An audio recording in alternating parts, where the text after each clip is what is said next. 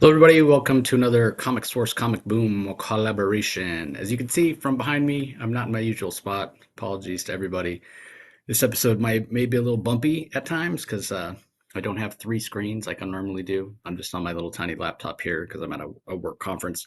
But we wanted to get this DC episode out on Tuesdays like we always do because I know you guys appreciate having this before you go into the shop on Wednesday morning. So, a pretty big week. We've got the end of the first arc of Absolute Batman with Absolute Batman number 6. We've got the first issue of Absolute Flash, which is really interesting. New Gods takes a bit of a shift. Finally, get the second issue of Last Days of Lex Luthor. So yeah, a pretty big week, and overall, I thought it was a really strong week. I had a hard time when I went to rank things. I didn't think anything was bad. I mean, even the stuff that's kind of ranked toward the bottom has like really redeeming qualities. So overall, I thought it was a pretty strong week. What do you Yeah, think, Rocky? yeah, I share your sentiment. I didn't find it bad either. I was, I actually, even though I didn't find it bad, I actually found it easy to rank my top five. But that doesn't mean that I didn't enjoy it. It was an enjoyable week. I can honestly say nothing. Really, I got nothing to really rant about. Like, nothing that really viscerally I want to like scream about or rant about. But I do have some. I do have some. I'll do a little bit of raving anyway. But no serious rants. It was a great week. I mean, two in a row here. So DC's just continues to fire on all cylinders. Yeah, I had a really hard time ranking. Even like the last book, like I said, my number 12 and 13 book, I was like, well, there's reasons I could find to put them in the top five. So pretty interesting. Anyway, don't forget, everybody, if you're listening to the audio only version, that's where you can find this on the Comic Source podcast audio feed. Just go to whatever your favorite podcasting app or platform is and do a search for the Comic Source and subscribe. You have access to all the back catalog, thousands and thousands of episodes that you can listen to because not all of that back matter has a visual component. But if you are listening to this spotlight on that audio feed, please keep in mind that every week it comes out on Rocky's channel, Comic Space Boom exclamation point over on YouTube. Once you're there, like, comment, subscribe. Make sure you ring that notification bell so you know when new comments new content comes out. As far as the indie spotlight, that's on the Comic Source podcast, also comes out every week. It's going to be a little delayed this week. It's not going to come out till Thursday because, again, I'm at this conference for work and it's just making things a little bit difficult. So look for that over on the Comic Source YouTube channel on Thursday. Don't forget, like, comment, subscribe, ring that notification bell so you know when interviews and all that sort of stuff comes out. I will be talking. I was supposed to talk last week with Scott Snyder about the final issue of Absolute Batman, but due to some illness, it got delayed. So I'm going to be speaking to him this week. So that will be out toward the end of the week on the Comic Source video YouTube channel. So go and check that out. All right, let's go ahead and dive into the first book we're going to talk about in detail this week, everybody. It's Batman, Superman, World's Finest, number 37. It's from writer Mark Waid.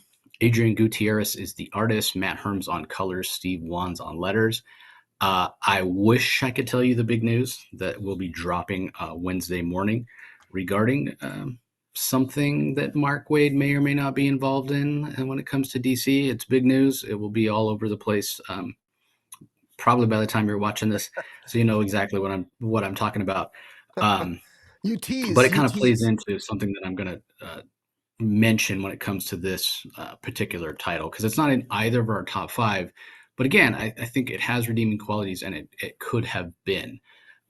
So for my notes, I put that in some respects, it almost feels like this story exists to support the Aquaman series that Jeremy Adams is writing, where we've seen Lori Lemire show up, and this is providing context for that. So that's kind of interesting. But again, it's not in either of our top five, so I'm not going to spend a lot of time talking about it. But I did enjoy it, and I think the Adrian Gutierrez art is getting better. It's starting to look a little tighter and not so ink splattery like he kind of got toward the end of his Blue Beetle run, and certainly at the beginning of his World's Finest run. So I appreciate that because I think with the style of stories that Mark Waid tells, you need a little bit of a cleaner art style. So yeah, this was an interesting story. It did feel very classic as far as the time period that it was set in. Um, I don't know how memorable it's going to be, but I think what might help it stick is the fact that it looks like and it feels like it's tying in and supporting and providing context for Jeremy Adams' Aquaman. Without that, this would feel more like a bit of a throwaway story. So, anything to add, Rocky? Well, it deals with the pharaonic man, deals with, hints at the blue, the green, and the influence it has over the oceans. You got Ronald and Lori Lemaris, and the wrinkle that Lori Lemaris, they have a little bit of wrinkle in their relationship, but it resolves at the end in a very sort of romantic and powerful manner. And this is what Mark Waid does masterful with this series, and what I suspect Marvel should maybe keep in mind what Mark Waid's doing here.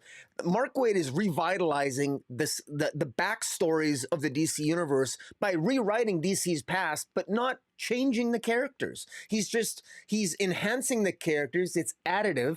And what's so fantastic is that he's creating all these really great, good year one stories for all the heroes of the DC universe, usually showing up in World's Finest, and then allowing writers to sort of build on them in the present, so that the stories feel more modern, and that DC isn't building on sort of old boring continuity. Not that all of it's boring, but you know what I mean.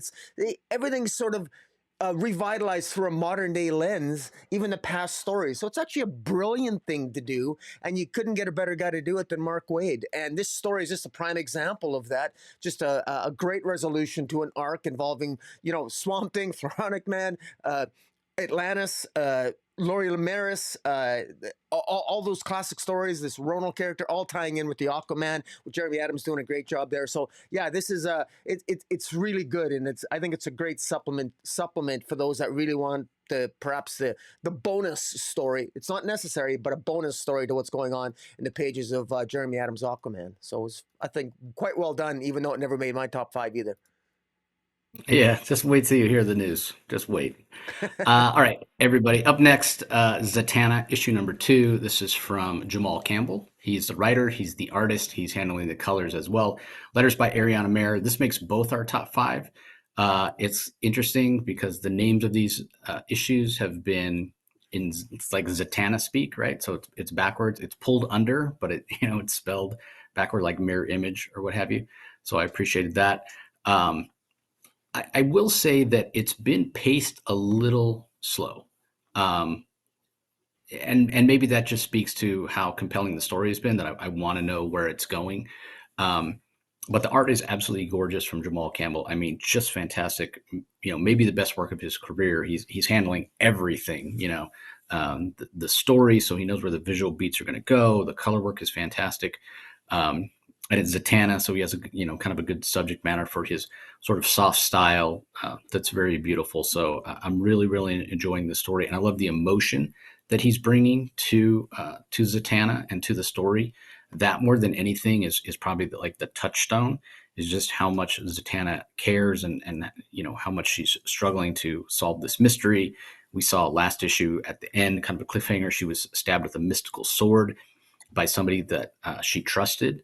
And then in this issue, we find out they're not who we thought they were. She goes to his apartment along with Blue Devil, which I love to see. Blue Devil is one of my favorite characters, and he's completely underused in the DCU. But Dan Cassidy, the Blue Devil, is trying to help Zatanna. And Zatanna doesn't really want the help because she's worried, based on the events of last issue, that anybody that helps her, she's putting them in danger.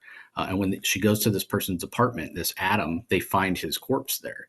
So who was it that she thought she was rescuing from the sort of the dream world that they were trapped in? Who was it that stabbed her with the mystical sword? Because if this guy's, and it looks like he's been dead for a long time, who was this person who purports to be Adam? So there's a big mystery. There's a lot that hasn't been answered yet.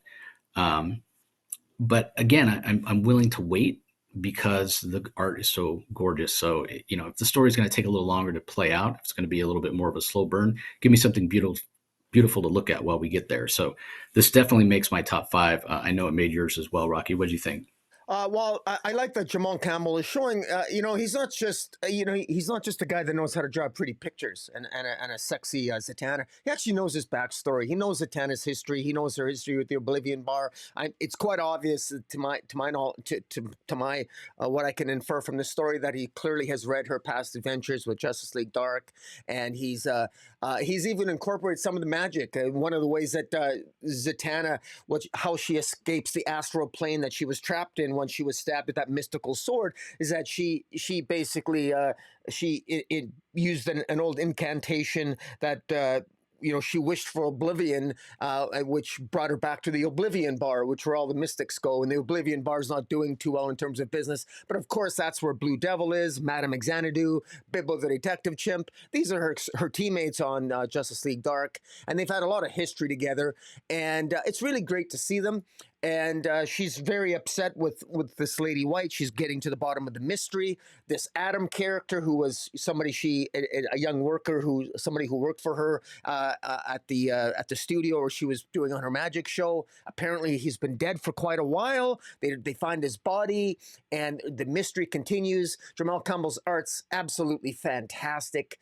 Last issue, first issue, we had him drawing this sort of like old Hollywood through a series of images and collages, just fantastic. And here we really get the same thing. And as Blue Devil attempts to help Zatanna, Zatanna doesn't really want his help because she doesn't want him to get hurt because she's. And I love at the end we get the hint of possibly seeing Bruce Wayne.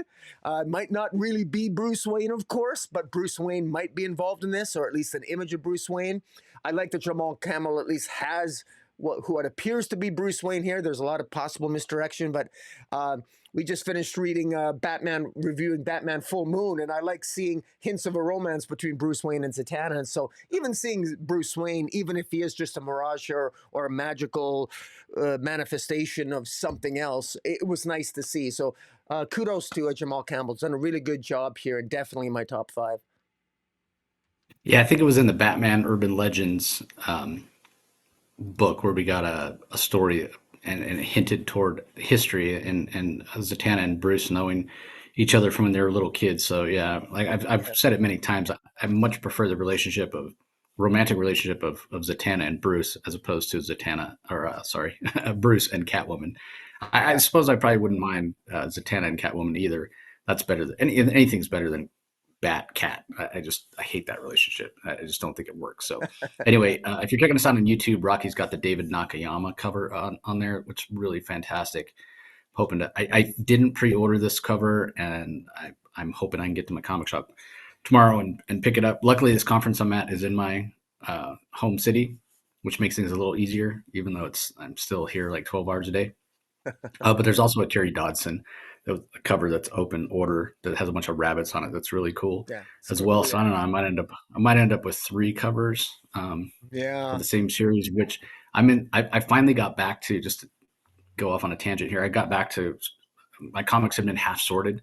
Half are still alphabetical, and the other half are chronological by year. Yeah. Eventually, they'll be by year and by month. So of release date. So when I need a specific book, I just find the year and month it was released, and I can go and find it. Um, but it had been half done, and I hadn't worked on it in like years. And I got back to doing it this weekend, and going through and seeing some of the stuff I have. I'm like, oh my god, I have too many books. Even I'm saying I have too many books. So that'll be Yeah. the second. Like once. So right now I'm just sorting it by year. Then I'll go back each year and sort them by month. I'm not going to go to week. That just takes too long. But once I do that, I can go and pull out like all my duplicates and get rid of a lot of stuff. So that's my plan. But anyway, I worked on that quite a bit this last weekend. It was productive. Yeah. All right, and everybody's like, whatever. Get back to talking about the DC books, and we will with Absolute Flash #1, which is written by Jeff Lemire. Nick Robles handles the art. Adriana Lucas on colors. Tom Napolitano on letters. This also makes both of our top 5s. Been highly anticipated. This is the first, right? Because we haven't gotten Martian Manhunter yet or Green Lantern. That's Those are right. the Yeah. 3 books, along with Absolute Flash, that make up the second wave of the Absolute all-in universe. So this is the first one. It's strange because we've had a chance to read them, for quite a while, and I've had a chance to talk to Jeff Lemire. He was on the show, and so I feel like this issue number one, I've been living with it for a while. Same thing with Absolute Green Lantern, same thing with Absolute Martian Manhunter. But I know for the majority of people, this is going to be their first exposure to the second wave. And I'm going to be really excited to see what the reaction is. But give us your thoughts on it, Rocky. You and I, even though we both had a chance to read it, a few weeks ago, we haven't really talked about it. Yeah, no, we haven't. I'll be well. I'll say this. First of all, I found it a little bit underwhelming, but there's some things that I am really intrigued about and kind of excited about a little bit. But it didn't blow me away. Now here's a couple of things to say right off the bat. Absolute Flash is Wally West. He's 15-year-old Wally West. And there's a couple things that are, very different, different in this story. It starts off with basically Wally West, basically running in the desert, and he's running very fast. He's not in control of his powers, and somebody's after him, and it ends up being we meet the new Rogues Gallery, and the new Rogues Gallery, or the Rogues the Rogues, so to speak, of Captain Boomerang, Jesse the Trickster. I think the Golden Glider is one of them. Lisa Snart and Captain Cold. They look pretty cool. So I'm the most interested in what the Rogues look like, and they're basically, it looks like they're after Wally West because he sort of escaped this military facility that was at this Fort Fox, and we get some background here. Wally West and his father. Wally West's mom has died. Wally West's dad is Colonel Rudy West, and they work at this Fort Fox, at this underground facility. It's top secret. And Barry Allen, he's not related to Barry Allen. Barry Allen is just another scientist who works in the lab with his father, Colonel Rudy West, and they're working on something. We don't know what it is. We can presume that it has probably something to do that results in Wally West getting speed powers, but we don't really know. We know that Wally has a terrible relationship with his dad. His dad's struggling to try to wants Wally West to sort of get out, find himself, maybe get some friends, but Wally doesn't. And Barry's the only one that is really, that Wally feels that he can relate to. And Barry, despite violating some protocols, he invites Wally to check out the underground top secret bunker that they're in.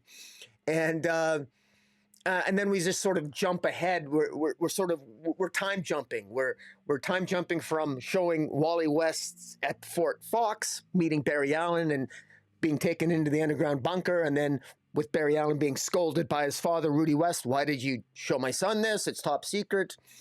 And then we see the future where Wally West is already running away with his powers. He doesn't understand. He's running away, and he's being pursued by the Rogues.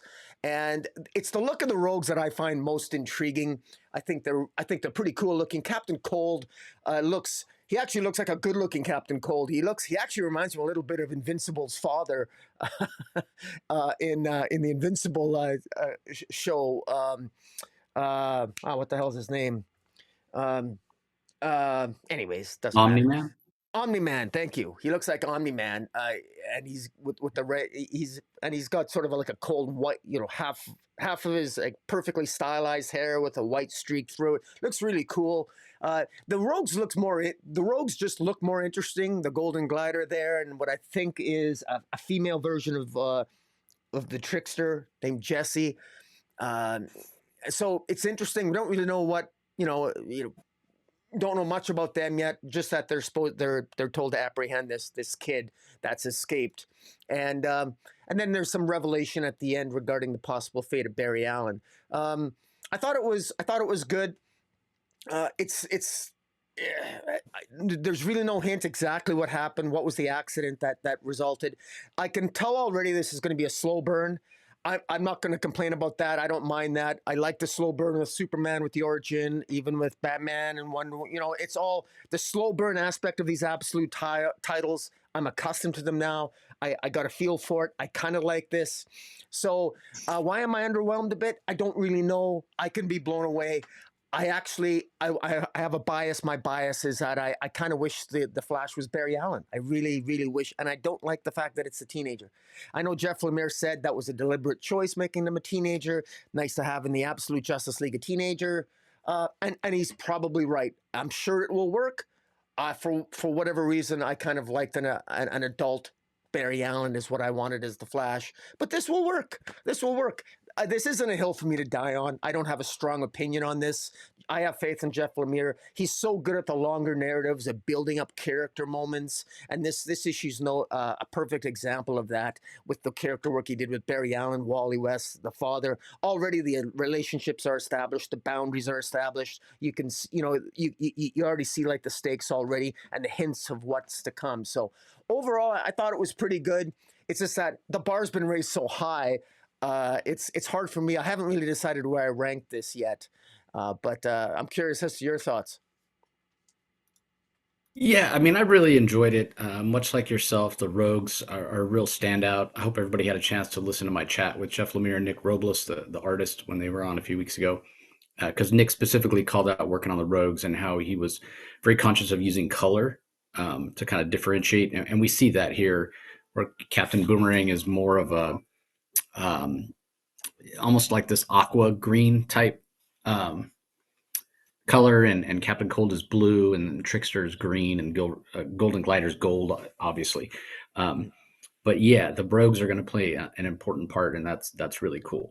The other thing that this leans into, and we've talked about it, I've talked about it a lot when it comes to Absolute Superman, the opportunity for these creative teams to introduce an air of mystery to characters that we've known for decades and decades.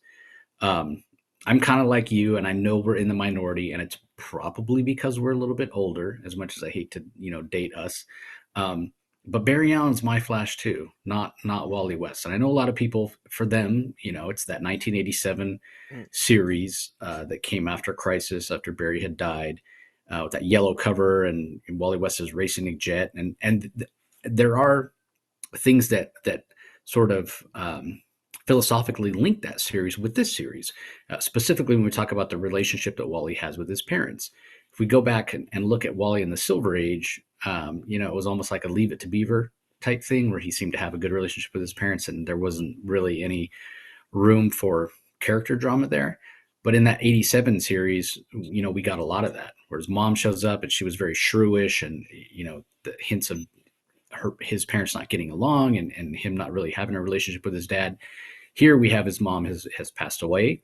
He seemed to be very close with her. He has a very dysfunctional relationship with his father, but his father seems to care about him and love him, but not understand him, which is an interesting dynamic. But then to go even beyond that, when we talk about Jeff Lemire, and I said this to Jeff, actually might have been when I had Jeff on to talk about his Justice Society series that's going on right now.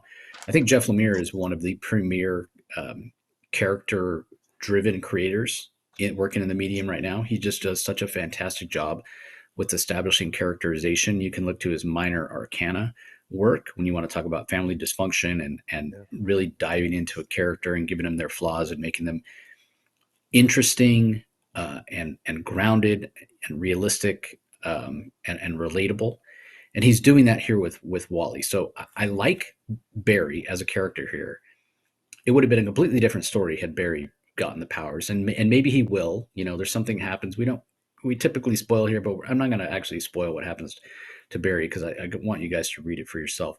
But there is more to the story. Obviously, as Rocky said, there's some time jumps, there's mystery, everything has to be filled in. But Wally is the Flash. Wally's the one that gets the powers.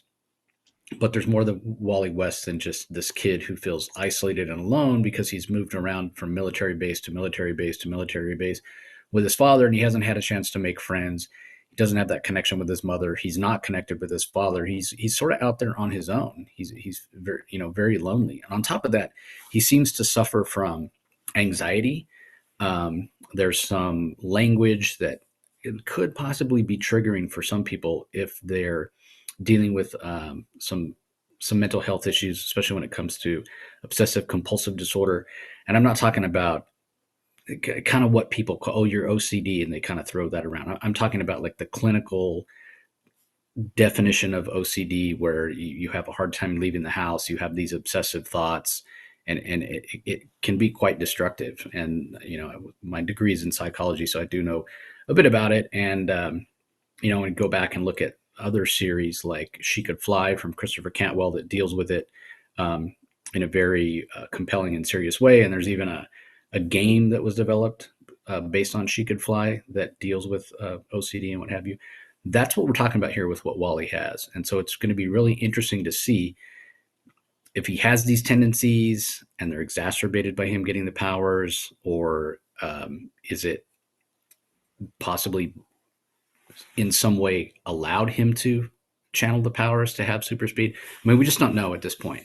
But it's interesting to be in the thoughts of Wally West on the first couple pages of these books and or this debut issue, and see that there's something more to this young man than just, hey, I got superpowers and I'm going to be a superhero and that kind of thing. It's much more interesting than that, and probably more grounded and more realistic, because at the end of the day, we all love the escapism of superheroes and what have you, but man, people get the powers in whatever way: alien spaceship, mutation, some sort of scientific experiment, bitten by a radioactive bug, and they're able to just utilize the abilities.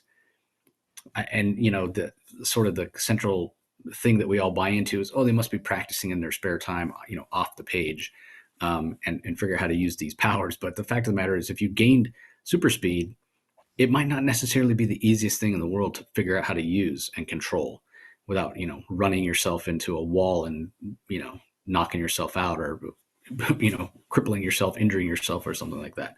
So remains to be seen how Jeff Lemire is going to play with this. I have the utmost faith in him because he's a fantastic writer, and I'm very curious to see where it goes. But at the same time, much like Rocky, I'm even more interested in the Rogues than anything else, and in Barry Allen.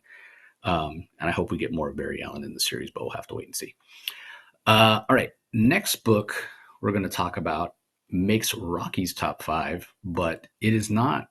It didn't make my top 5, and in fact, I think, if I'm not mistaken, I ranked it number 9 out of 13. Yeah, number 9 out of 13. So ranked pretty low for me. But again, I mean, it doesn't mean it was bad by any stretch of the imagination. It was quite good, actually. But that's just how close things were for me. Wait, did I? We No, are I'm sorry. going to talk about that. Absolute Batman number 6 is next, right? No, I thought it was Catwoman, which isn't in Oh, my it is top five. Catwoman. Sorry. My bad. Had him out of order. No, it is Catwoman. Okay, forget everything I just said. Uh, yeah, Catwoman number 74 is next, written by Toren Gronnbek, Mariana Ignazi on art, Patricio Del Pesce on colors, Steve Wands on letters. This doesn't actually make either of our top 5. I actually ranked this last out of the 13 because it feels very big and like a big, interesting, compelling story that Grunbeck is telling. But like I've said before, because the cast is so big and because these aren't characters I'm familiar with, sometimes I find myself lost, and I think this will read better in one sitting. And that continues to be the feeling I get when I read it. And it probably will be something that I will read again once it's all been released. So, Yeah, yeah. Anything to add, yeah. Rocky? Well, I would just add, I really thought that the art suffered this issue for some reason. There were some scenes where I thought the art was not very good. It was incomplete. The line work wasn't particularly good. I was disappointed in it. This is, dare I say that the artwork's got to be elevated a little bit more. This first issue, like, I was cutting it some slack, but there are some issues where there are some pages where, uh, just it just didn't work. There's the backgrounds, just laziness on the back. There's no backgrounds. The choreography of the fight scenes, I was unclear as to what was going on. Even in the plotting in this particular issue, I thought was a little bit off.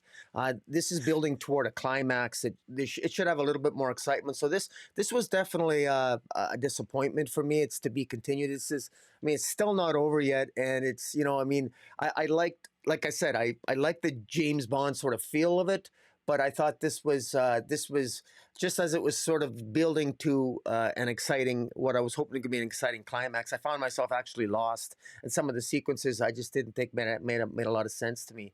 But so a little bit disappointing, but we'll see. But it was, in a week that was pretty spectacular. it was probably not in my top. It wasn't in my probably was ranked near the bottom as well. But you know, still not bad, but could have been much better. Yeah, I actually think the story itself and the stakes are ramping up, so I appreciate that. It does feel like evolution of the story and momentum, but yeah, it's mostly I just can't keep the characters straight and the motivations for the characters as well. So again, probably better read in a single volume. All right, up next, this one just missed my top five. I think I ranked it at number six. Titans number 21. Actually, I ranked it at number eight. Um, but yeah, I mean, six, seven, and eight really they all could have been. I could have done multiple books at top at five because I really did enjoy this. It's written by John Layman, Pete Woods on art, including the colors. Wes Abbott handles the letters. I am really. It is just night and day, and it's not that I hated what Tom Taylor did with the Titans, but we talked about it so many times. It just didn't feel like anything ever happened. Yeah, And with John Layman, we have a ton of action, and my notes say um, that it's got a classic feel, and it's great to see Raven whole because she is sort of restored. And it's almost like some of the things that Tom Taylor did that led to interesting character dynamics, such as Raven, fighting against herself and fighting against her father and being this. I can't remember what do they call her, something queen, demon queen, or whatever. yeah, And Layman is undoing some of those things, but he's not just coming in and wiping away what's happened before. He's building on what Tom Taylor did, but steering things back toward a more classic feel. Like I said, I can't remember the last time I read a Titans title that felt as much like the George Perez and Marv Wolfman era as this John Layman. And the Pete Wood art yeah, is fantastic. So not yeah. not in my top five, but I really did enjoy it. And I love that they're going up against Deathstroke and Clock King, and I think Psycho Pirate's a very underused villain. So yeah, I loved everything about this. Easily could Yeah. have been in my top five. And a call and also the character Venadia or Venadia, she's returned. She was sort of like the robot that in absolute power sort of attacked the Titans, but she's been, I guess, built by Cyborg to basically be a member of the team now. So that'll be kind of interesting. And again, what Raven's merging with her soul self. She's now more whole. That's pretty cool. And it ends with the Titans. They're going to take the fight directly to Deathstroke because Psycho Pirate was part of their just Psycho Pirate. It was used by Deathstroke to sort of get to the Titans. So you're absolutely right. This does have the feel, very much a feel of the Perez era, and it's good to see all these classic characters back: Psycho Pirate, Deathstroke, Titans going. It's good stuff. This is good stuff. This was absolutely John Layman. He understands the assignment, and I agree with you. I'm enjoying it so much more than the Tom Taylor run because it's action packed and character based as well. So yeah, it's definitely didn't make my top five, but yeah, it was. I didn't rank above my top five, but it's definitely pretty close to that top five. It was a good issue. I absolutely agree, and I love the cover. By the way, the cover is awesome with Psycho Pirate with the lines and look. It's a I love cover A's. I love it when cover A's are the best of all the covers because they should be, and this is a prime example of the cover A's, and that's frankly why I'm I like to focus more on the cover A's, although I like to tease people with the variant covers every now and then too. Yeah, I mean the covers this week are really great. There's a for this one. It's open order. There's a Jenny Frison International Women's Day variant with Starfire. That's fantastic. But the Bernard Chang cover is awesome. Like yeah, really this week DC. I mean I'm not a fan. You guys have heard me pull no punches when it comes to variant covers and the fact that there's way too many of them. Yeah, And it's just not it's not healthy for the industry. But that being said, there are some fantastic. There's a basketball cover from Bernard Chang for this Titans issue yeah. this time. That's fantastic as well. So yeah, some I, really I really should great covers. I should make the comment for those watching who watch the reviews on the YouTube channel. is that I've added an extra thumbnail for variant covers. I'll be adding that every week, and this week I added, and of course it's biased to my favor because I put the thumbnails together, not Jay's. So I've chosen which variant covers I will show every week on an extra thumbnail, and I'll throw it on the screen every now and then. So this was a particularly great week for variant covers. I don't always find that to be the case, but this week was just incredible. Yeah, it was really good. Yeah, that basketball cover, it's Beast Boy, and he's like taking the shape of a tiger, and Cyborg's like dunking on Beast Boy in the shape of a tiger. It's really cool. I'm not even a basketball fan. Anyway, let's move on. Up next, a book that makes Rocky's top five, but didn't for me. I ranked it at number seven. It's Nightwing number 124 from writer Dan Waters. Dexter Soy is the artist. Veronica Gandini on colors. Wes Abbott on letters. I want to be clear that this book is really, really good. But again, it was just really tough for me to rank everything this week. This has been in my top five a lot. I think it's been book of the week before for me. And I'll mostly let Rocky talk about it, but just real quickly, my notes say stakes with a big exclamation point because the stakes are ramping up for Nightwing and for his sister, the mayor of Bloodhaven, for Bloodhaven itself. And we also get some hints of some creepy, strange something or other in this particular issue, which, we've talked a lot before about Dan Waters and how um, his he uses the word that he tends to write things that are kind of strange or weird or just aren't what you would necessarily expect. So when we're talking about the woman that's in charge of spherical solutions, what's her name? Was it Olivia Veronica? Pierce. Olivia Pierce. Olivia Pierce. There you go, Olivia Pierce. Yeah, she reveals herself to the mayor, to Dick Grayson's sister. Um, and her reply or her reaction is, "Oh, your face, what's wrong with your face?" We don't get to see this particular issue, but it can't be good based on her reaction, and it certainly seems, here we go. Here, Dan Waters just can't help himself. He's got to make it strange or weird or creepy. So, and what's his sister's name? I forgot. Is it Miranda? Right? Melinda. Well, it's Melinda Melinda. There you Grayson go. Sin or something. It's hyphenated. Melinda Melinda Grayson Lynn. Grayson. Yeah, Lynn. Melinda Lynn. Grayson Lynn, Lynn. I Yeah. believe. Yeah. Yeah. Yeah, I always want to say Miranda, but yeah, Melinda. Anyway, yeah, she gets a look at Olivia Pierce with, you can see Olivia Pierce clearly was wearing a mask. So yeah, it can't be good. I guess we'll find out next issue. Yeah. But this made your top five, Rocky. So give us your thoughts. Well, I just really like it, and it ends. It actually gives. It even hints at. It ends. This issue ends hinting that Dick Grayson might even have his own sidekick. But the central conceit of what Dan Waters has done here, done so well, that again Tom Taylor didn't do, is that he does a better job of showing how Dick Grayson actually cares about the gangs in Bloodhaven, and he's been trying to get the Teddy gang and the Flyboys to get along and basically not kill each other. Now the Teddies and the Flyboys don't get along, and there's the Flyboys themselves have inhaled a chemical from a chemo infected corpse, from the chemo infected corpses that were scattered around Bloodhaven when there was that big chemo explosion back in the day that Deathstroke dropped on Bloodhaven. Well, in any event, the Flyboys are infected by that, and Nightwing happens to be, of course, Dick Grayson is a universal donor with his blood, so he gives blood transfusions to his to two or three or as many of the Flyboys as he can. He can't save all of them, but he does manage to save one of them, and of course that weakens him a bit, and.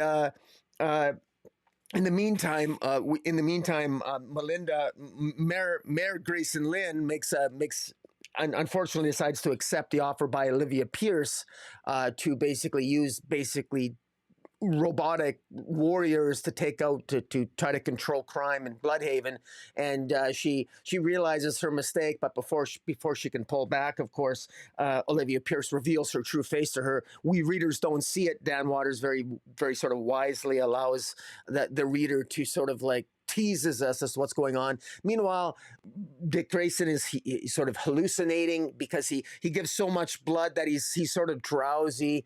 And there's this Cirque du Soleil, which is involved in this. going back to Dick Grayson's origins, that this malevolent force, perhaps in the spirit world, in the dream, in Dick Grayson's dreamlike state, speaks to Dick Grayson, and that's related to Olivia Pierce's origins as well.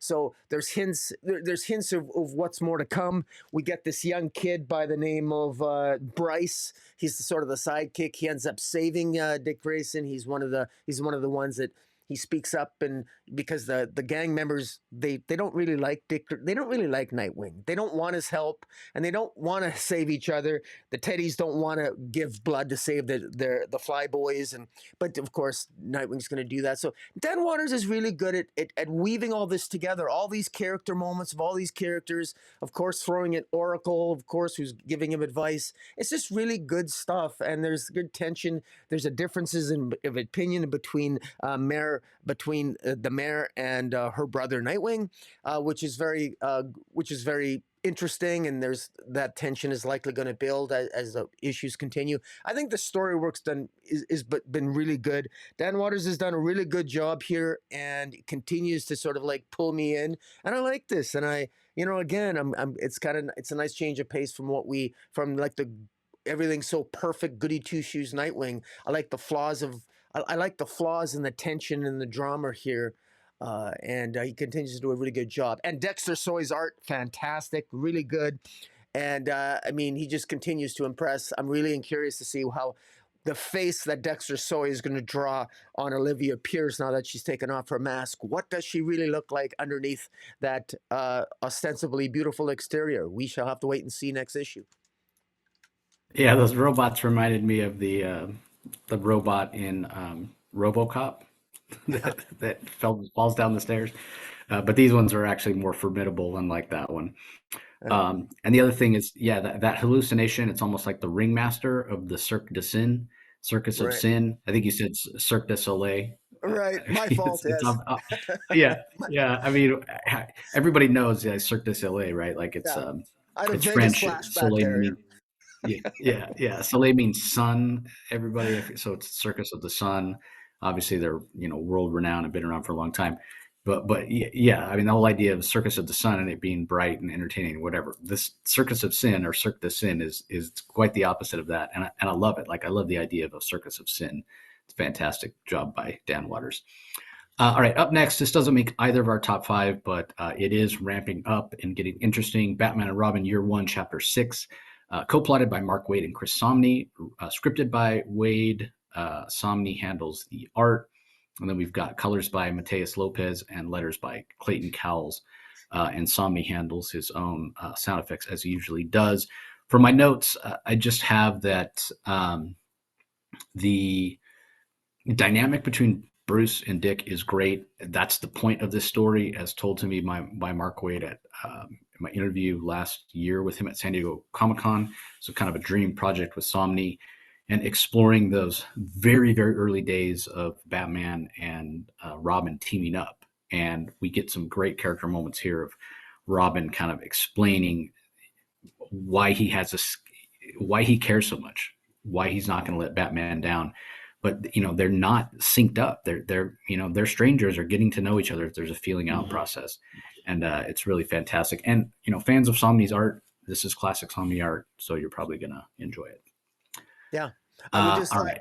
I just want to add that there's a central mystery that's resolved that is hinted at the end, because Commissioner Gordon had a secret file that he wasn't going to tell Batman about. Two-Face is aware of what that secret file is, and he reveals what that secret file is to the General, who's the main villain in this arc. So that's really interesting. This almost made my top 5. I think this was really good. It's really ramping up. Batman and Robin are in great hands, whether it's Batman and Dick Grayson in the early years, or it's Batman and Damian, written by PKJ over in the pages of over in Batman and Robin. So yeah, this was. Definitely check this out. Things build to a head here, and there's great character moments between Batman and Dick Grayson, and Dick Grayson sort of opens up, and they have a much needed confrontation with each other, Dick Grayson and Batman. All right, up next, Absolute Batman issue number 6, writer Scott Snyder, artist Nick Dragotta, colors by Frank Martin, letters by Clayton Cowles. So to reiterate what I was saying earlier, was supposed to have a chat with Scott Snyder will be coming later this week. We'll get a chance to talk to him. So I'm not going to go too into detail because the other thing is this actually ranks number 9 for me. It didn't make my top 5. I did still enjoy it, but it definitely is not my favorite issue of the series so far.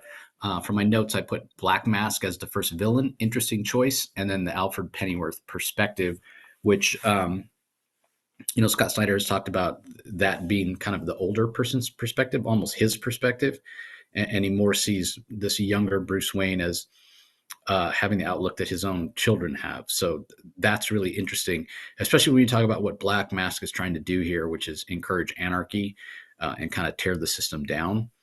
And what he espoused last issue about, hey, if we're all going to die anyway, if we're all circling the drain, why not have fun while doing so? And then come to find out, even he doesn't truly believe that in this issue. The Dragotta art is dynamic and fantastic and really, really great. So it's still a really, really strong issue. And it doesn't speak to the quality of this that it ranked number 9 for me. It more speaks to the quality of the books overall this week. There's so many great books. It was hard for me to rank this any higher. But there is actually, go back to that splash page, Rocky. There is a fantastic splash page from Dragotta after Batman jumps out of a plane that kind of evokes a feeling of the Dark Knight Returns, that classic Frank Miller cover with Batman leaping in the air and lightning crashing behind him. Sort of similar, but from a front-on perspective rather than a side perspective. But this did make your top 5, so give us your thoughts. Yeah, it definitely did. I quite enjoyed it. And yeah, I mean, the story here just ramps up. I mean, I've said before, like I keep going back and forth between Absolute Superman and Absolute Batman, and what a dilemma to have. Absolute Superman's my favorite. Oh, but then the next issue of Absolute Batman comes out. Now Absolute Batman's my favorite. Oh, wait, Absolute Superman's coming out next week, so it's going to flip again. What a wonderful problem to have. Yeah, world's finest indeed. But I really enjoyed this because we Batman is forced to make a huge call. Something huge happens. This is called this is part 6 of a story arc called The Zoo, and of course the Zoo is where the formative event occurred that a young Bruce Wayne decided to ultimately grow up to become Batman. And here, one of the central conceits of this Absolute Batman universe is Bruce Wayne is friends with his rogues gallery. He grew up with them. They grew up and they love each other. They're a gang. They love each other. And then as he's older, Batman in this issue, he reveals to his buddy, he reveals to his friends that he's Batman. And now all his rogues, all the people we think of as his villains in this Absolute universe are actually told straight up from Bruce Wayne that he's Batman. And they all have different reactions. Ozzy's pissed. Killer, Waylon wants to punch him. Harvey wants to arrest him. Eddie brags he guessed it weeks ago. Selina, we don't know what Selina thinks. This is intersposed with what the Black Mask is doing. Who's got a server outside of Gotham Harbor where he's creating bounties on city officials so that gang members can see their bounties on Commissioner Gordon, bounties on Mayor Gordon, bounties on Deputy Mayor Martha Wayne. Kill him, $1 million to kill him. Anyone who kills him gets $1 million. The way Martha Wayne stands up for herself, stands up for Gordon, believes in the gang members choosing to do the right thing, and despite their sort of criminal nature, and just the way interspersed again with juxtaposed with earlier scenes when young Bruce Wayne growing up, just the relationship between Martha and her son Bruce, and how he felt, and that picture that we see at the very beginning that shows all of his friends, that double page spread of the picture of all Bruce and all his friends was the same picture taken on the same day that his father died at the zoo. But it's also indicative of the hope that his father had, and his father was the one who took the picture. So there's so much here, so much substance to the story. There's so many callbacks to previous issues. It's very well done. we also see a relationship. We see the dysfunctional relationship, terrible relationship, frankly, between Alfred and his daughter Julia. Alfred is getting his daughter Julia out of Gotham, whether she likes it or not, because of what the Black Mask is doing. Meanwhile, Batman's attacking a boat. He's got Ozzy, a penguin who cannot fly, who's a pilot, dropping him off on a boat to take on Black Mask. It's awesome. There are so many little sort of ironic things taking place in this comic, and I think just so well done. And the brutality of the battle between Batman and Black Mask. I don't even want to ruin it for people, but boy, those pointed ears that Batman has, who knew what they were capable of? Wow, great stuff. I'm not even going to show it. I want people to pick up this issue. It's that good. Definitely made my top 3. And yeah, I really enjoyed this issue. It was fantastic. I love when Batman goes on the boat to take out the servers that power the masks that and this little like baby little kid member of the Black Mask gang, comes at him with a knife. This guy's like comes up to his maybe Batman's mid thigh, maybe his knee, Yeah, and it's a great sequence from Nick Dragotta. Batman wraps um, a life jacket around the kid and literally drop kicks him. Just it's a fantastic sequence. He just drop kicks the little kid.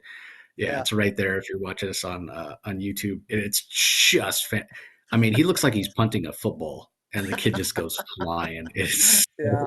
like I stayed on that page for quite a while. And then when I was finished reading the issue, I went back and looked at it, and then each time I went back and looked at the issue again, I would always stop and be like, "Oh man, it made me laugh so much." I can't wait to ask Scott about if that was him or that was Nick or who came up with that idea because it's fantastic. All right, up next we have Challengers of the Unknown, issue number 4. This is from writer Christopher Cantwell. We have art in this particular issue by Sean Isaacs as well as Amin K. And colors are by Romulo Fajardo Jr., letters by Hassan Otsman Elhau. I want to stress again how important it is if you're picking this up. Make sure you read that title page because on the title page, just like we have had throughout the issues, we have a little log entry from Mr. Terrific's log. And it's so important to read that because it adds so much context to the story. And what we discover is that kind of off page, off panel, Mr. Terrific is continuing his research on what's going on with the Challengers of the Unknown. And we find out that they are all, every single one of them, every single one of the Challengers of the Unknown, the primary members as well as the operational support team, they're all manifesting dark side energy, omega energy. And you read the story and you find out that the reason for that, and there's this idea that there's a vacuum with the fact that dark side no longer exists in this universe because dark side, as we talked about a lot when we went page by page, talked about the DC All In special and what have you, and how dark side was really almost a force of nature in a way that was the sort of the living embodiment of omega energy. And now that omega energy no longer has dark side to channel itself through, it's looking for another host. But maybe without, and I'm speculating here, maybe without somebody, a being as powerful as dark side, it's having to split itself up to see where it might manifest itself. And so as the Justice Leaguers are talking about this, or I think it's Flash or Green Lantern that says, but a lot of us have died, some of us multiple times. Why aren't we channeling this energy? If it's the energy of death. Basically, what it comes down to is the Challengers of the Unknown, all of them, whether they're part of the main primary team or this operational support team, the reason they're the Challengers of the Unknown is because they've come as close to death as you can get. They've had all of them near death experiences, as close to death as you can get without actually dying. So apparently, if you have already died, the omega energy sort of doesn't consider you anymore, which is a really interesting concept, right? Like maybe there's something with the life force of somebody who's never died that's different. So I love these are big ideas that are interesting ideas that are tying everything together, with absolute power, with what we saw in the DC All In special, with what's going on in the absolute universe that is sort of channeling that dark side energy in a lot of ways. And we're getting a little bit more transparency from Mr. Terrific to the other members of the Justice League, but not necessarily to the members of the Challengers of the Unknown, who are probably the ones that deserve and need to be spoken to about this. So that's sort of the big overarching thing. And then within this particular issue itself, we get a chance to learn about Red, to see Red, to get his perspective. He ends up going and visiting an anomaly along with Green Lantern, and Captain Comet is there, another character that we don't see very often. So I love that Mark Waid and Christopher Cantwell and a lot of these other writers are bringing in these classic characters. And I think it has a lot to do with Mark Waid having a pretty big role right now in the DC universe, that he's encouraging people to go and mine the rich history of the DCU and give us, more of these characters showing up. But with that story as it plays out, that's where the emotion comes in, with seeing Red and seeing, what motivates him and what kind of makes him a heroic character, and then seeing where he ends up. Powerful last image where he's paralyzed. He can't move his legs, but they can't find anything physically wrong with him. So this Challengers of the Unknown, I'm enjoying it so much more than I thought I would, or maybe I should say in a different way. I knew it would be good because I have complete faith in Christopher Cantwell. I think he's a brilliant writer, and just fantastically talented. And he can't his stories can tend to be a little dark and explore some darker themes. And you could say the same thing about Tom King, but more in a different way. Tom King's stories tend to be a little bit more morose, and I feel like Christopher Cantwell's stories, they just explore kind of the darker side of the psyche in a way. And I really enjoy that because it makes me think, it makes me question. Um, why are these people heroic in the face of darkness? That's one of the things that Cantwell does brilliantly. And it's also, that sort of aspect of exploring character work is why he was nominated for an Eisner for his Doctor Doom run. If you've never read that run, I mean, you want to talk about a character that has, facets of heroism and darkness. I mean, Doctor Doom, right? He's right there. And Salvador Larroca art, beautiful and whatever. So if you haven't read that, I highly recommend it. Go and check it out. But yeah, I'm really digging on this Challenger of the Unknown. I think that Sean Isaacs and Amin K. Nahelipin art is fantastic. This is one that I think also is going to read really interesting in one sitting. But unlike some of the other books where we've talked about, like Catwoman, and probably the last days of Lex Luthor, we're talking about a little bit, I think those are probably going to benefit from reading it all in one sitting as well. I think I'm going to sit down and read this Challenger of the Unknown, the whole story, when it's all said and done in one sitting, because I'm going to really enjoy doing that. But the difference between this and Catwoman or Last Days of Lex Luthor is I don't think this needs to be read all in one sitting. I just think it's going to be even better when you read it all in one sitting, as opposed to Catwoman, where it sort of needs to, sort of lends itself to that. This is good as serialized monthly story, and it's going to be good reading it in one sitting. So this, I don't know if I said it, but yeah, this definitely ranks in my top three. Yeah. It wasn't in your top five, Rocky, but anything to add? Just that Cave Carson apparently suffers a terrible fate here, and we don't Oh know yeah, how Cave Carson dies. But I remember there was I think it was a Vertigo series. Cave Carson has a cybernetic eye. I got that entire yeah. series, so I grew to love Cave Carson. So I'm depressed that Cave Carson is apparently dead. I can only, in the immortal words of Batman, when Martian Manhunter died way back in the day prior to Final Crisis, let's pray for a resurrection for Cave Carson. Yeah, I like to yeah. think that his cybernetic eye is keeping him just up the appearance of death, and he's going to come back. But we'll see. But yeah, no, I agree with your Uh, comments. It was very well done. Yeah, I love the series. Definitely check it out if you're not reading it. All right, up next, this one makes my top five, but not Rocky's. It's Detective Comics number 1095 from writer Tom Taylor. Mikel Janin on art handles some of the color work. He does get an inking assist on some of the pages from Norm Ratman, and some of the coloring on some of the pages by Alex Guermas. Wes Abbott handles the letters. One of the things that I was really worried about when I heard that Tom Taylor was going to be going back to the earliest days of Batman, back to his very origin, was that he was going to add things to the origin that didn't make sense. I've said it a bunch of times. While the Court of Owls is a great concept, I have a hard time reconciling the fact that the Court of Owls existed for years and years, and Batman, the world's greatest detective, didn't even know anything about it. So I was worried that it was going to be some retcon that didn't make sense. That's not the case.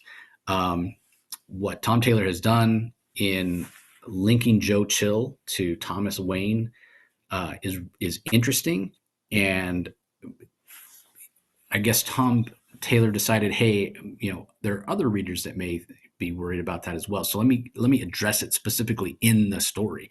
And so what we have in the story, what we find out at the end of last issue, when a note was left on the gates of Wayne Manor, what that note said was basically, yeah, Joe Chill was saved. His life was saved in surgery by Thomas Wayne.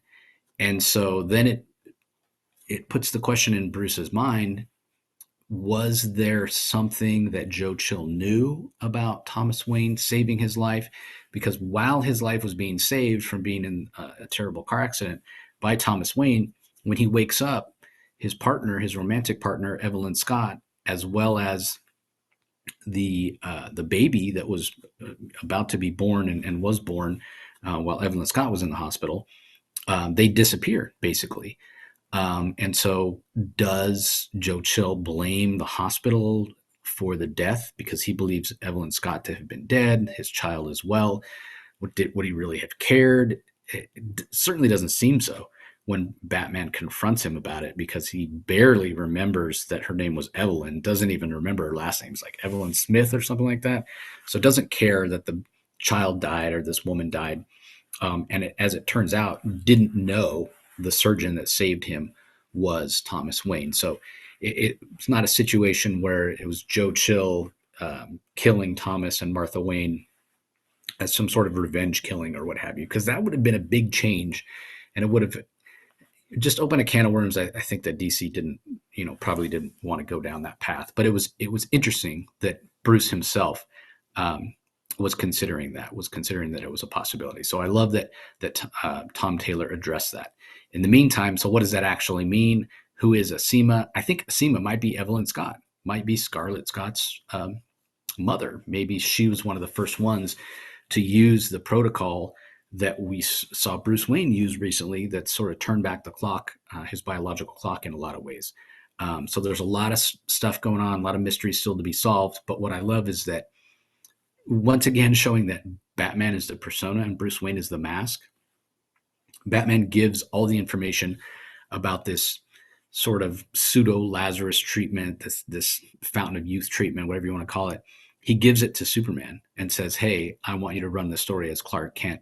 And, you're even going to be able to say Bruce Wayne has, been somebody who was making use of this, and he wants it exposed that it was taking advantage of kids that were in the juvenile detention center and what have you. So I love what Tom Taylor's doing here. It's a great character work. There's tons of action.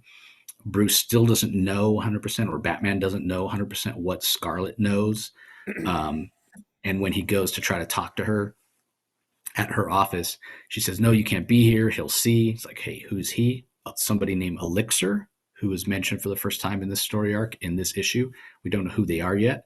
We'll have to wait and see, but probably the mastermind that is the one that's sending Asima out. So who that might be is probably going to be central to the story. But Elixir is aware, and before Scarlet can answer any of Batman's questions, Elixir blows up the building. So, we've been down this path before. Batman's going to survive. He's going to save Scarlet Scott here. And maybe we'll start to get some answers. We'll have to wait and see. But this has just been a fantastic story. This is a perfect example of how you go back and you can be additive to superhero origin stories that are decades and decades old without spoiling the original intent.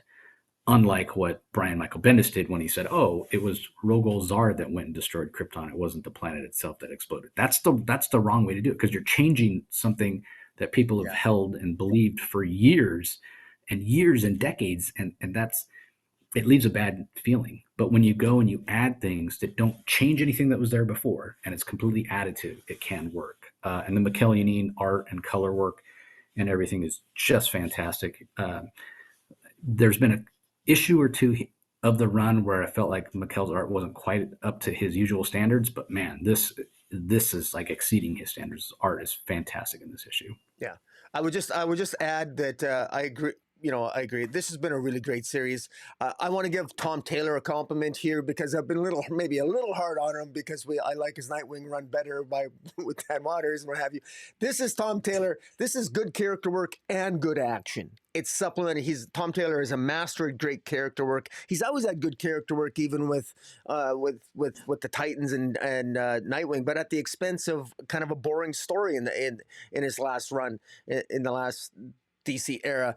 This is great action with great character work. This is Tom Taylor at more of it in his when he's more at his finest, and so that's why it works so well. And Mikel Janin's art when he brings his A game, wow, it's really fantastic. A really sexy Scarlet, I gotta say, a really sexy Scarlet, and the facial expressions with Mikel Janin's art is perfectly suited for the type of character work that Tom Taylor usually scripts.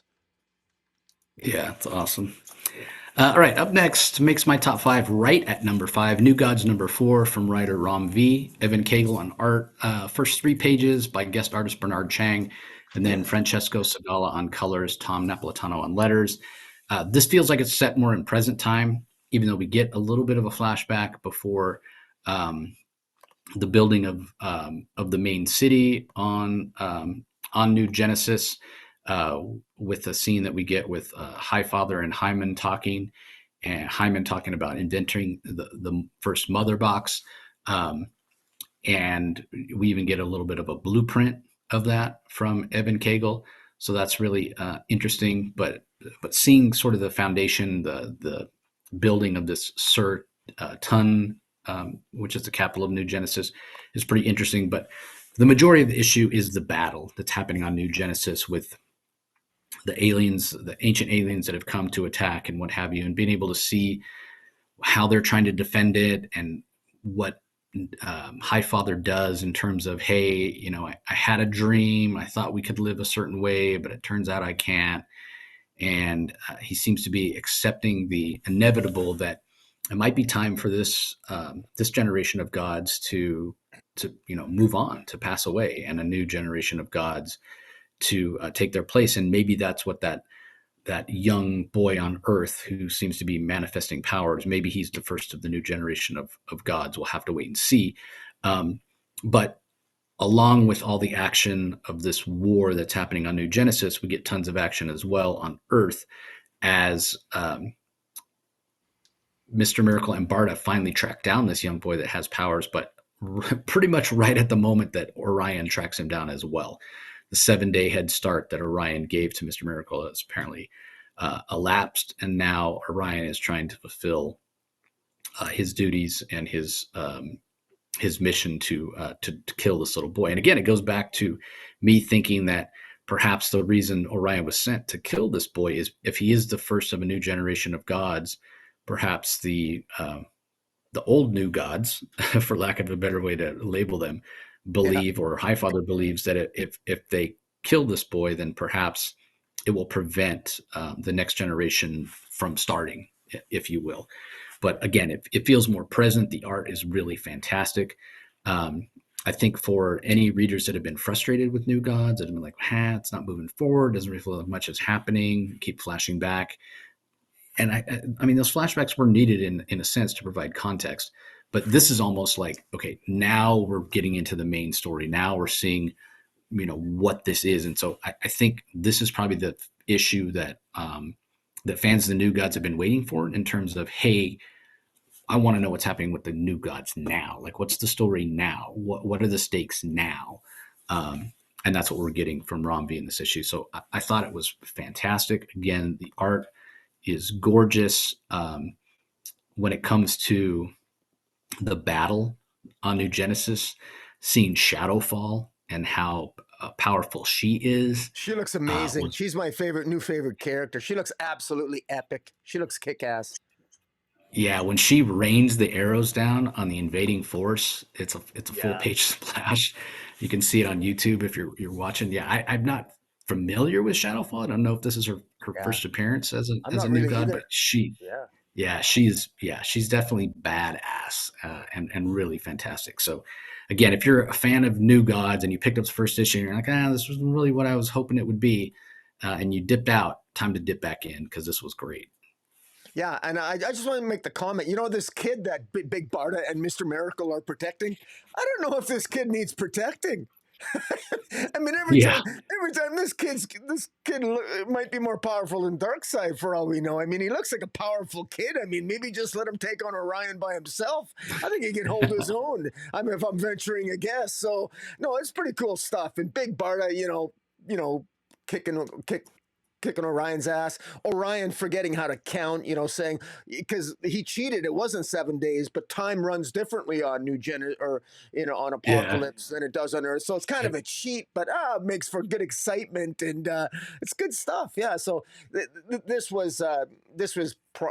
I was ranked, this was probably 6 or 7 for me. This was again really good. Another example of why it's such a damn good week. So yeah, this is even if you're not a New Gods fan, this is definitely for those that were complete. You and I had a discussion, and other reviewers have it as well, about how Ram V got a little deep into the history and the background. This is none of that's in this issue. This is all action, both on New Genesis and on Earth, and it's a lot of fun. And I couldn't help when I was reading it, and the art was just so good. I couldn't help but think, when I talked to Evan Cagle, I got a chance to talk to Evan Cagle, and he mentioned, yeah, when Rom first approached me, I was like, why? Why do you want me to draw new guys? It's not my thing. I don't think my style would suit it, and whatever. And then he eventually found his kind of in, and it spoke to him, and he was excited to do it. I was reading this issue, looking at the art, and going, "Oh, thank God!" I could. I mean, his Yeah, art in it's this awesome. issue is so.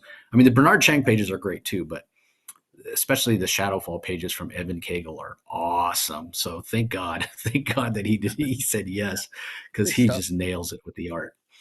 All right, up next, makes Rocky's top five. Doesn't make mine. Came in at number 6 for me, but it's Superman: The Last Days of Lex Luthor, issue number 2. Issue number 1 was so long ago, I almost forgot what happened. But anyway, written by Mark Waid, pencils by Bryan Hitch, inks by Kevin Nolan, colors by David Barron.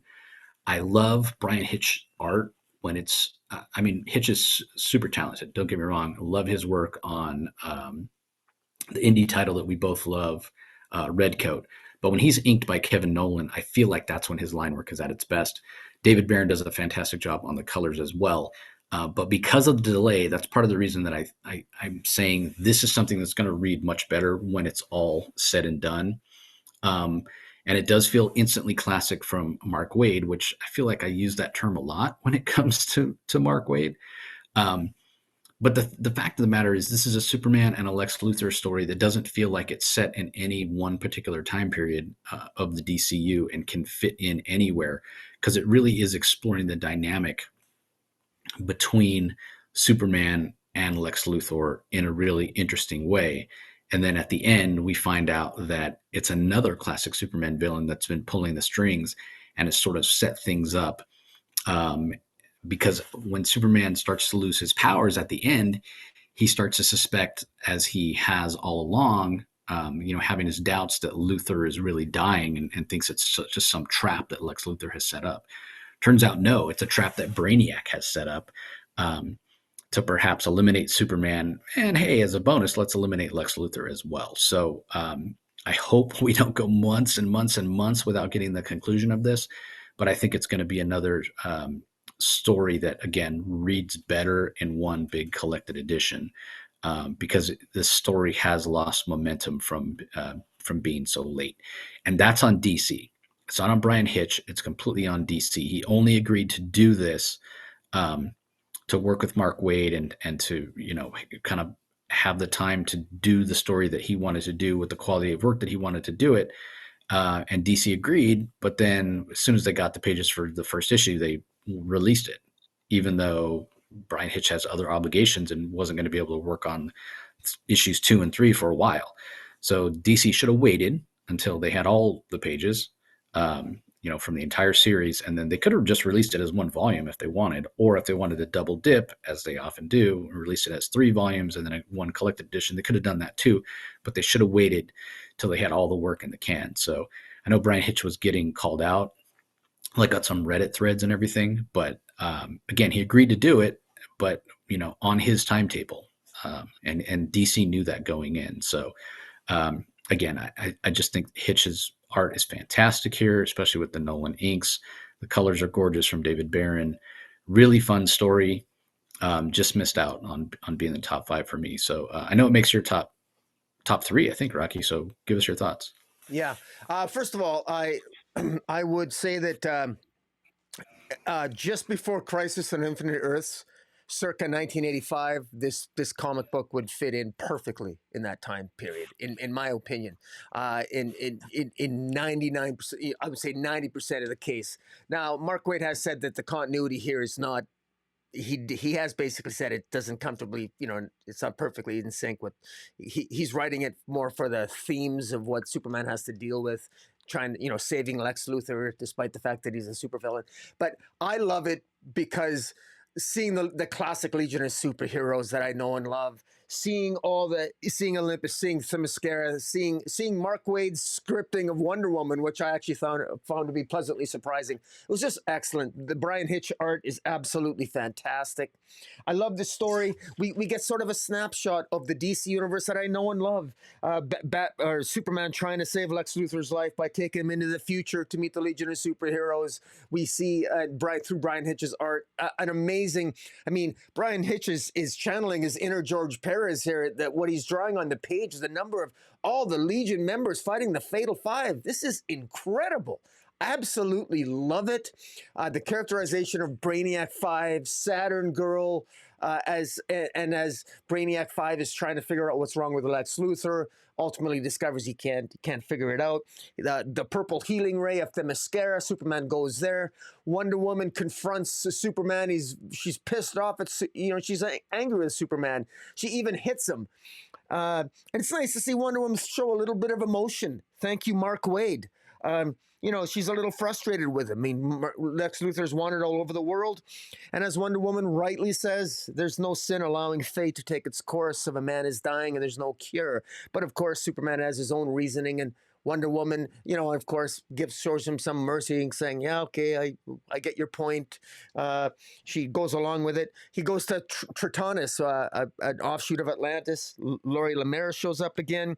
They try a remedy of the fruit of Arion, Lord of Atlantis, and Lex Luthor experiences empathy through the eyes of Atlanteans, and through that, Lex Luthor experiences and sees what the world and how the people of the world and people of Atlantis, how they see Superman, and so you really get a sense of how Clark feels about Lex Luthor and how the world feels about about Superman, and the conversation between Wonder Woman and Luthor. Wonder Woman, I love, there's a great scene between Wonder Woman and Lex Luthor where Wonder Woman throws the magic lasso around him and Lex Luthor talks about how Superman, is undoubtedly loves looking with godly disdain upon humanity because he's so powerful. And Wonder Woman accuses Lex Luthor of you're projecting, I mean, it's just perfect. It's just Mark Waid just really nails and understands these characters, does it so well. Superman also goes to Adam Strange, the Guardians of the Galaxy, Maxima, all these classic appearances, all these appearances of all these characters that you know and love. If you're even remotely familiar with like a little bit of Superman history, and God forbid if you're through many decades like myself, this is an Easter egg, an absolute smorgasbord Easter egg of all the things I love about Superman. And you throw in a theme like with Lex Luthor, saving Lex Luthor's life, even a callback to how Lex Luthor lost his hair, and with Superman ultimately revealing one of his greatest secrets to Lex to try to reach him, only to have Brainiac show up at the end and throw a wrench into things, leading to teasing the next issue. The long delay, I hate that, but I'm gonna say, it's Bryan Hitch's art. Delays happen.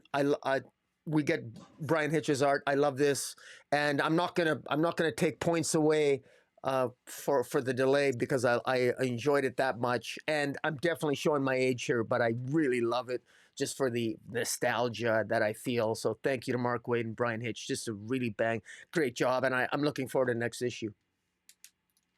Yeah, I want to be clear. I'm not taking away points for it being late in and of itself, but I have a feeling if I hadn't forgotten and had to go back and kind of skim the first issue, I might have Yeah. enjoyed this more. So it's kind of tangentially probably lost some ranks for me. But again, this week was so hard to rank everything. But last book we're going to talk about doesn't make either of our top five either, but again, really great. A question along the Watchtower issue number 5 from writer Alex Segura. Cian Tormey and Ralph Fernandez on art, Romulo Fajardo Jr. on colors, Willie Schubert handling the letters. Um, I really like the sense of ability that we have for Renee Montoya here, and the sense that she can stand toe to toe with some of these larger threats. I mean, she's taken on Cyborg Superman, who's an incredibly powerful villain. And one of the things that I worried about and talked about when the series first started was I was worried if we were going to get a sense of um, realism, as much as you can in superhero comics. With is it really realistic that Renee Montoya question can take on some of these villains that are so powerful? But it's been a theme. It's been a feature of the series. That question, Alex Segura is giving us a Renee Montoya who is wearing those doubts on her sleeve. Even she's having those same doubts that we're having as readers, and it's been really interesting to see her have the self doubt and overcome it, and realize that she, with the help of other heroes, can stand toe to toe and can be an effective security officer for the Watchtower. So, with all that being said, things kind of go sideways on her here at the end when she finds a way to stop the self destruct that Cyborg Superman put in place for the whole entire Watchtower. He's going to explode because of the Phantom Zone energy and because of whatever way he found to escape and be in this reality. It's creating some sort of feedback, but he's taking everybody down with him, including the entire Watchtower satellite. And when Renee Montoya is able to stop that, he kind of splits the satellite open with what power he does have, and they're all exposed to the vacuum of space. So what's going to happen next issue, we'll have to wait and see. It's going to be action packed, fast paced issue, great characterization. Alex Segura has been on record many times as saying Renee Montoya question is his favorite DC character, and he's doing her justice with his writing here. So anything to add, Rocky? Yeah. Renee Montoya acquires a sidekick, and it's a dog. And she names the Oh dog yeah. Crispus. She names the dog Crispus, and it's sort of a dog that's been experienced something in the Phantom Zone. It's merged with some physical, I think, some objects. It's a different looking kind of dog, but it looks like kind of maybe a German Shepherd. But she names it Crispus, and I think that's a reference to Crispus Allen, who was Yep. an officer that she was with in Gotham Central. So it's a nice callback to that series. Crispus also was temporarily the Spectre at one period of time. Yep. Yeah, and so I thought that was a nice callback there. There was really a nice moment as well when between Renee and Batwoman, where they've had a previous relationship, and I thought it was very tastefully done. That their past relationship was one of the things that helped Batwoman sort of snap out of her mental control that was exhibited upon her by Cyborg Superman. So I thought it was really very well done, and just the character work and the getting the inner voice and the dialogue of Renee Montoya, it's done very well, and I believed that she was able to handle herself. It possessed enough verisimilitude that I believe that Renee could have done what she did against these metahumans, given the particular circumstances as well established in the narrative. So I thought it was really really well done. And kudos, I agree to Tormey's art. It's Tormey, right? Yeah, Cian Tormey and Ralph Seeing Fernandez gives Tormey. an assist on this issue Yeah, as it was well. good. Yeah. Yeah, I quite enjoyed this. It was good. It was, again, it wasn't a bad issue at all. It was another great addition to a week for DC Comics. Yeah. Yep. All right, well, that's going to do it for the single issues that we're going to talk about, everybody. There is another book that's out this week. I kind of glanced at it. It's just not my cup of tea, so I didn't read it. But DC crossing over with Sonic the Hedgehog. Sonic the Hedgehog, one of the hottest comics. Um, like those Sonic back issues are just on fire constantly. So it definitely has a following. So not a bad idea for DC to cross over. Maybe you can get some of those Sonic fans to dip into the DC universe here or there. But the first issue comes out. It's the first of 5. in a miniseries. So that's out this week as well. Also, the reprint facsimiles, we've got Crisis on Infinite Earths number 12, and they're continuing to reprint the Batman Hush, the first Hush series, with issue number 613 out this week as well. And then we've got some reprints for the absolute Batman, Superman, Wonder Woman. They continue to be reprinted because they continue to sell out. So that's fantastic news for DC. As far as collections, trade paperbacks and what have you this week, Zatanna, Bring Down the House. All 5 issues from writer Mariko Tamaki with art by Javier Rodriguez are collected in a hardcover. Dark Knights of Steel All Winter, which ended up being a really fantastic series. I still feel badly about what I was calling it out with grayscale and no colors in the first issue, and then come to find out that was purposeful with the way the story played out. But from Jay Kristoff, Tirso Khans handles the art, and then Tom Taylor and Riccardo Federici do a backup about the Dark Knights of Steel version of Aquaman. That's really fantastic as well. Then there's a DC's Finest Team Up, which collects issues 1 through 14 of DC Comics Presents and The Brave and the Bold 141 through 155. So it's basically the team ups for 1978 and 1979 in the DC universe. So if you're hankering for some old classic stuff from DC with team ups, you can check that out. Scalped Omnibus Volume 2 hardcover. Scalped is a series that ran in the Vertigo universe. Excellent from series. writer Excellent. from writer Jason Aaron. So it's getting its second omnibus, which collects issues 30 through 60, if you're so inclined. Batman Catwoman is getting a trade paperback, and that collects the entire Batman Catwoman 12 issues, plus the special, plus some other additional material. Gorgeous art by Clayman. That's written by Tom King. Dark Knights of Steel Metal is getting a compendium, 728 pages for $60. Collects more issues than I can possibly name. The entire Metal series, all the tie-ins, all the one-shots that introduce the new Dark Knights. And yeah, if you're looking to read that story, it's an okay story. I think it was better than Death Metal, but it's a little convoluted. It's one of those stories where Scott Snyder, I think the ideas he had were bigger than the amount of space they had to tell the story, so it gets a little choppy at times. And then finally, Doom Patrol, the Silver Age Omnibus hardcover, which collects a bunch of classic Doom Patrol. My Greatest Adventure 80 through 85, and then when that series changed its title to Doom Patrol with 86, and then goes through 121, as well as The Brave and the Bold 65, are all in that omnibus or that collected edition as well. So if you're a big fan of Doom Patrol and you want to get kind of a classic fix of some fantastic Silver Age Doom Patrol stories, you can check that out. It is a hardcover. It's 1,080 pages for $125. So that does it for all the collections this week. Moment of Truth, Book of the Week, Rocky. Do you easy choice, hard choice? Well, it was.